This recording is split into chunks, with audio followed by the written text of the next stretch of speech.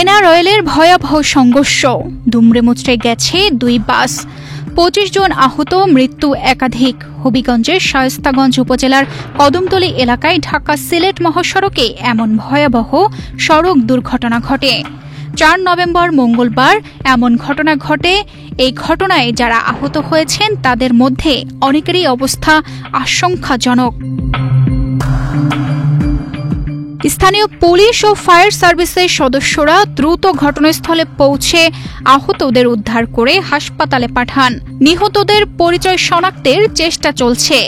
আপনার 12টা বিজেপি হয়েছে। আমরা 12টা 25-এ খবর পাই যে কদমতলীতে একটা গাড়ি কুমিল্লার এবং সিলেটগামী আপনার এনা গাড়ি।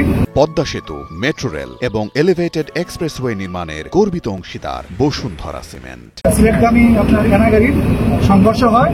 তো খবর এই সংবাদের ভিত্তিতে আমরা কদমতলী এসে পৌঁছানোর সাথে সাথে আমরা এখানে দেখতে পাই যে স্পট ডেড দুজনকে পাই। আমরা তাদেরকে উদ্ধার করে আমাদের বডি ব্যাগে আমাদের হাইওয়ে থানা পুলিশের কাছে আমরা বুঝিয়ে দিই এবং যেই 5 জন আহত ছিল আমাদের ইয়েতে, সে 5 জন আহত লোকজনকে আমরা আমাদের অ্যাম্বুলেন্স যুগে হবিগঞ্জ সদরে পাঠিয়ে দিই।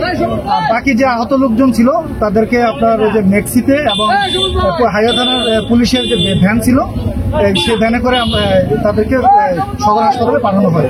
মুহূর্তের মধ্যে সড়কের যান চলাচল কিছুক্ষণ বন্ধ থাকলেও পরে পরিস্থিতি স্বাভাবিক হয়।